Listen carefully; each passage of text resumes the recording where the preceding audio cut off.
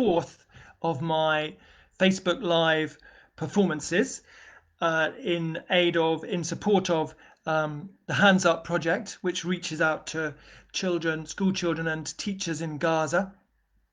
And recently their remote theatre competition was judged. So if you go on YouTube, you can see some of those amazing short plays from the school children in Gaza. Firstly, before I start my performance, I apologize due to technical hitches. This is not as good an image as normal and a bit fuzzy. This is my old laptop. The other one's gone a bit weird. So I will just try to be extra clear to overcome this slight fuzziness. And I've actually ordered a fancy new webcam. So next time, it should come next week. So next time I perform should be razor clear, if that's a phrase, which it isn't. Anyway, this week I'm going to perform for you my poem version of a play I wrote called The Trial of Kelly Connor, which was based on a book by Kelly Connor, which is called To Cause a Death. And Kelly approached a theatre company called Taurus Voice some years ago with her book and said, please do with this whatever you like, make a play out of this in any way you want. And they asked me to write it, and so we worked together on it. And then for various reasons the company broke up, and anyway the play hasn't been performed yet. But I decided last year to write this poem version of it, and I tried to get in touch with Kelly to tell her that I'd done this and get her okay for the poem if possible. And so Kelly, I know you've gone back to Australia. I did try to get in touch, but I think you'll like this poem. There's nothing in it that wasn't in the play, and Kelly helped us with the play. So without further ado, I will perform this poem about the extraordinary and supernatural experiences of Kelly Connor.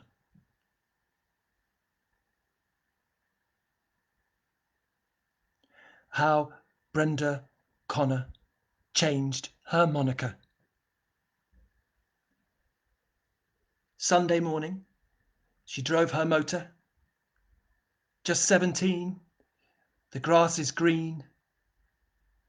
Sunday morning, the streets are clean, the pavements shaven and well behaven, the street lights out and standing straight, Swiss guards outside the Pope's gate.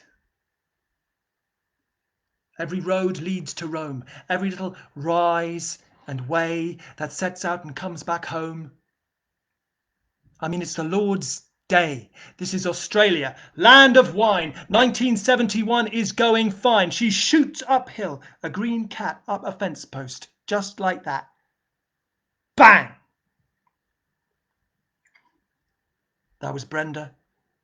Over the rise, windscreen filled with the whites of the eyes of Margaret. Going to church, slow as the leaf grows on the birch, and as it falls, so falls the old lady, storm-stripped, leaving the place less shady.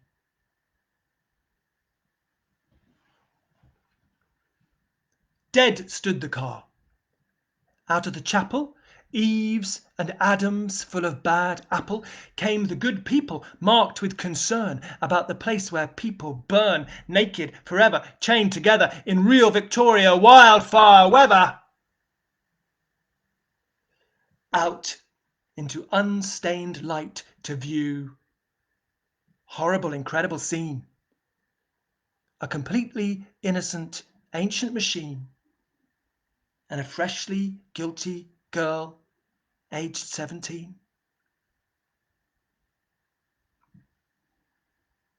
The case was black and white. She was on the zebra crossing when she crossed over into the light. Margaret, now fit for a coffin. But the policeman seems to be deaf. Miss, tell me what speed you are doing. He can't hear 75, PC Jeff. What kind of duty is he pursuing? Miss, do you know? Have you seen the number it says on the sign? You're only just 17. Your whole driving life's on the line. The limit is 55. Now, tell me what speed you were doing. Or do you not want to drive, but spend a long, slow life ruining at bus stops? 75, says Brenda, just like an app that just gives out information, not like the child on your lap whose fact is imagination. So the officer gives a sigh, like a weary trucker's frustration following the little white lie that swallows his destination. Miss, I'll ask you once more to state a significant figure. An old maid lies dead on the floor. Let the lass not use too much rigour. So Brenda opens her mouth like a fish that's not quite alive, and soft as a goose wing whispering south, she says, 55? We forgive her. Yes, we forgive. How else can a person live? This error proves she is human. A girl dressed up as a woman? A woman disguised as a wife? You lie to change your life. When the ape came down from the tree, he claimed he was you and me.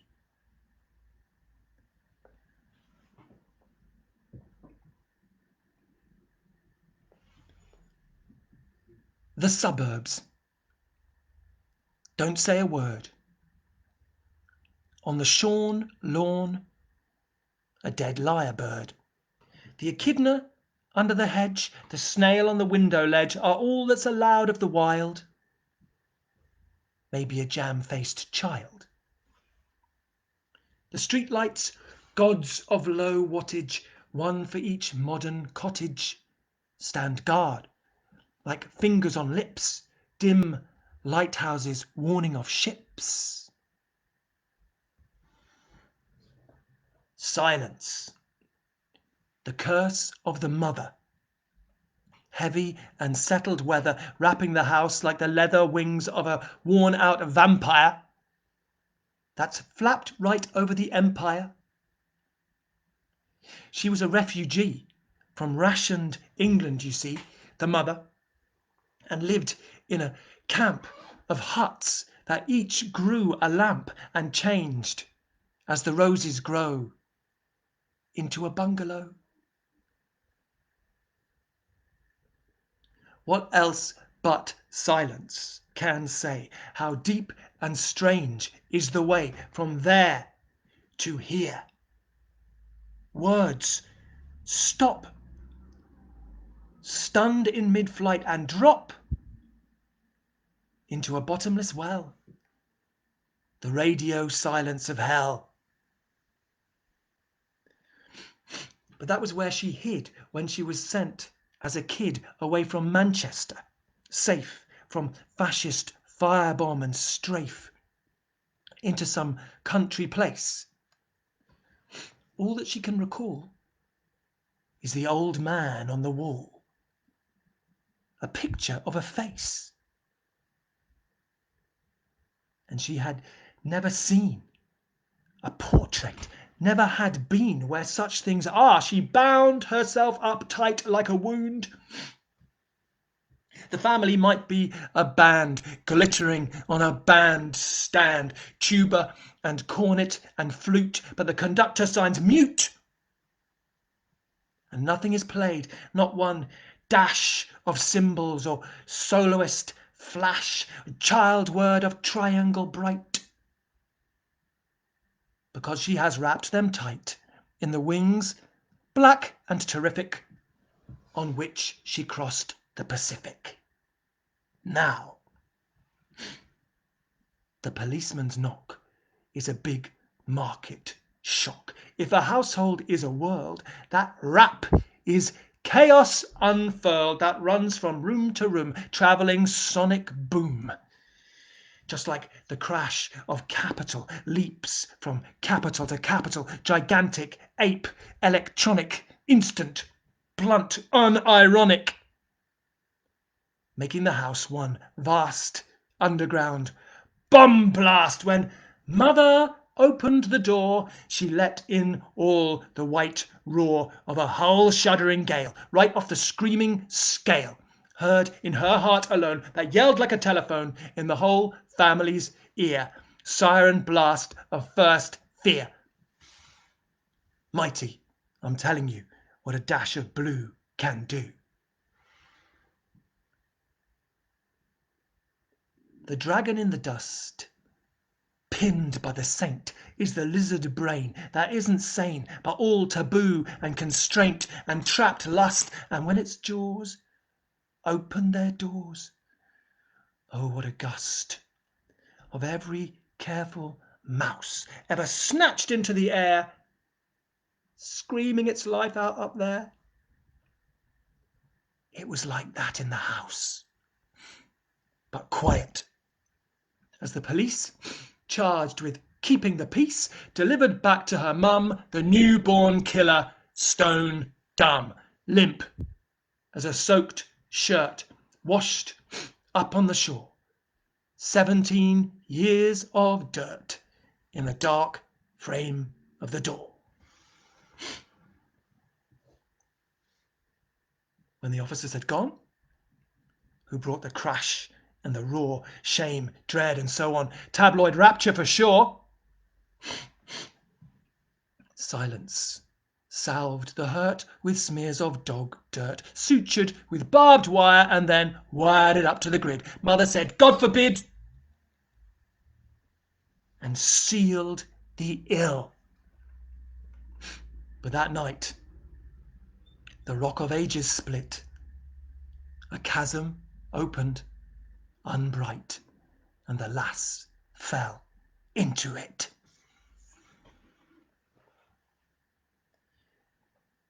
There had been one last chance.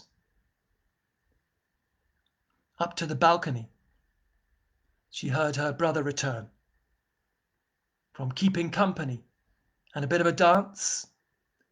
Late, late, the stars cold and stern. He stopped and took 2 steps towards her door, which she heard. Through its bone lips murmured the night bird. But then the mother's word turned him loud in his head, and he sighed and swallowed hard and went to bed. We forgive her, yes, we forgive. How else can a person live? This error proves she is human. A girl dressed up as a woman disguised as a wife. You lied to change your life. When the ape came down from the tree, he claimed he was you and me. Root creatures, twisted, dim lit on one side, speaking sweetly. On the other side of the pit, another question completely. Sword people, clear, sharp, bright, speaking points of clear light. Why did you end her life? Why did you spin so fast out of the known past? Flash happy throwing knife? Search through the mineral grains of your smashed heart to find which of those glinting panes is the least blind. Look in the dancing space where they entwine their beams in imitation grace, maypoling light streams, something perhaps will form. Firebird or golden hair, like a new word, birth warm, flying there, crying there. This is the thing to note, the means by which to infer, slow as a drifting boat, why you killed her. And the root creatures, cried out in a chorus kind of sing-shout. You sour old judges, skull hard in your eternal pub, quaffing blood by the yard, soft fetus bones your grub. Sin, your servant, your bright self-perpetuating invention, has screwed the heart spanner tight in dread of its own intention. Innocence and the dance you clamp and clog with ill meaning, till the dear lightness of chance is some dark mind intervening. You cruel and crippled old buzzards, thinning the blood with shame, stuffing into young gizzards the old rules of the game. You think that without your laws no April flowers will rise. You dread the lack of a cause. You hate the taste of surprise. Let her go, let her go, now and for all time. Here there is no sin, here there is no crime, meaningless innocence, spring water clear, that is all there is to see here. Which your dark glances turn to murk. She was just on her way to work, Sunday morning, simple planet, and the same gamble that began it put an old woman in the road. It might have been a toad.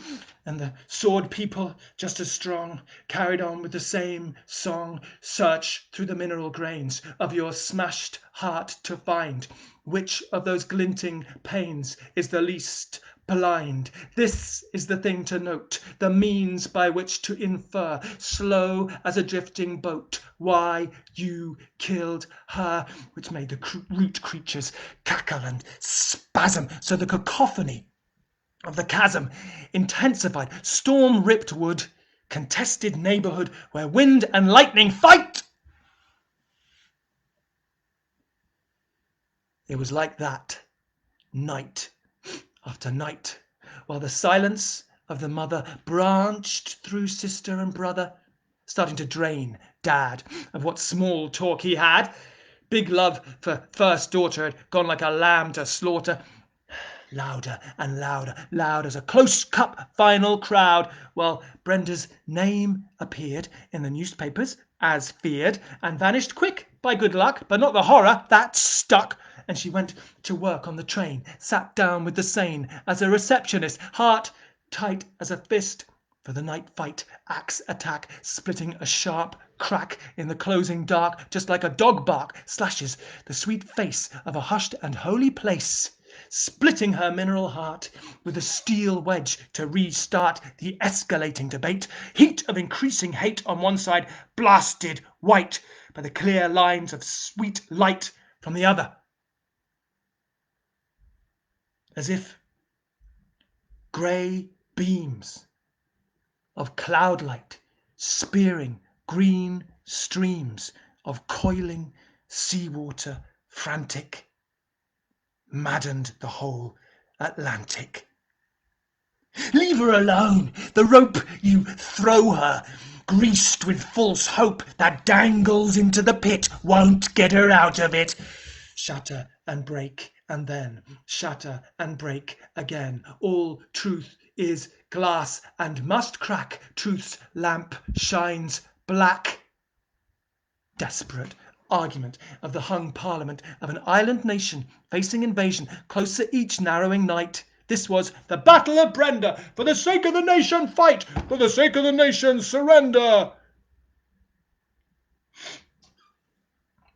And as for her contention bone, overcrowded and alone, what was this doing to her? She diminished, quick as a biro's ink, fast finished to the faint dot of the last spot, and on that impossible spot she stood up and shouted, "Stop! All that you say I know. All of you, get up and go. Silence in court. From now on, I represent myself."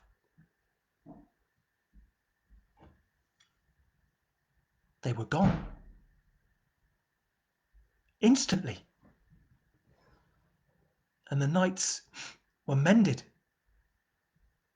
The chasm vanished. The trial was ended. Apparently, Brenda changed her name to Kelly. Brenda could take the blame. She left home, went to work, no trouble. Silence in court was just a bubble, growing inside her till she was filled completely with the one she had killed.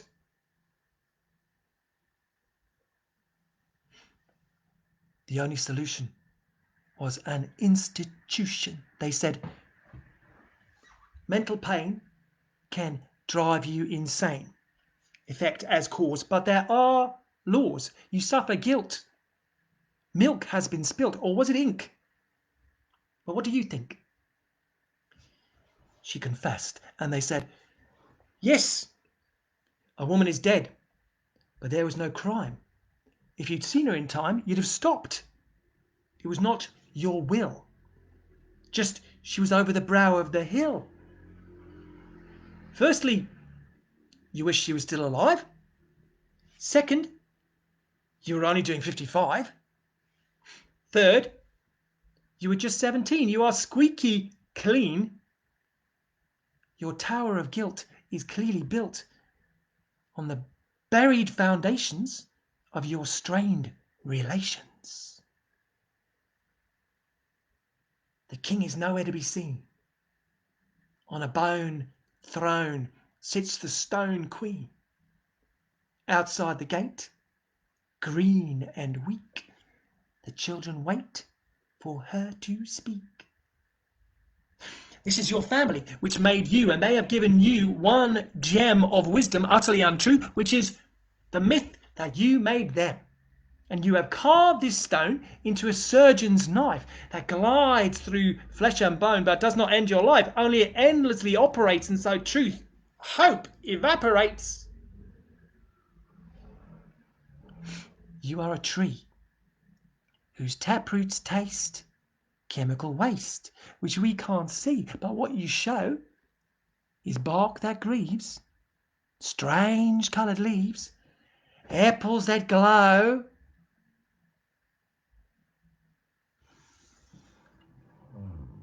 No, so say you, but who am I? I am why she had to die. I am why she had to die. Speak how and to whom, with a tongue tomb swelled by immense false innocence. By what strange scene can I be wiped clean of the shame spittle of my acquittal? Who in this town will put me down? Who has the nerve for what I deserve? From what horn mask do I have to ask for curse, ban, task? Forgive me not for this plague spot. To be set free, solitary's me. To be let loose, for me is a noose. To be allowed to drive buries me alive.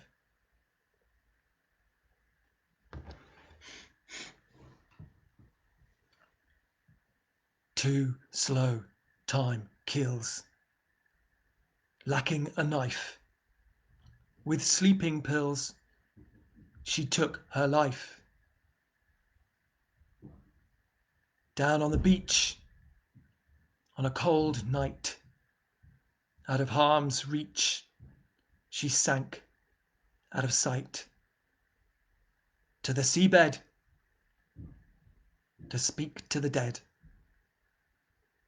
So I suppose. But then she rose, revived, brought back out of the black.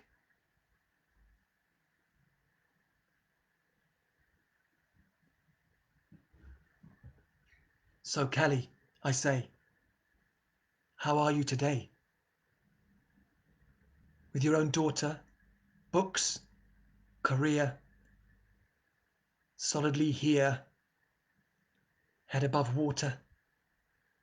When you had shaken the institution where you were woken, when you had broken the family silence that broke you once, you kept on rising, but down on the sand, at the edge of the land, where you sank, frozen, under the horizon, where did you go? Tell us. Speak slow, deep, as in sleep. Pronounce that silence, make clear and bright that pit of anti-light, or else all our words are just little songbirds or faint stars that lack the power to speak black.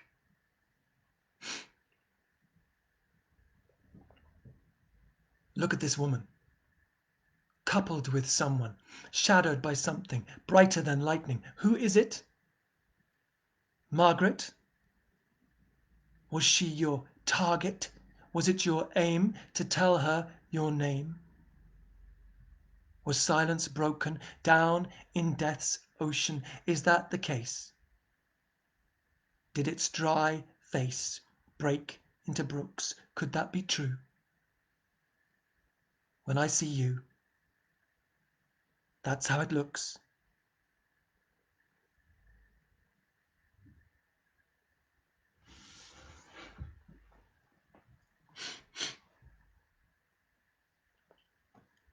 Thank you very much. That was The Trial of Kelly Connor.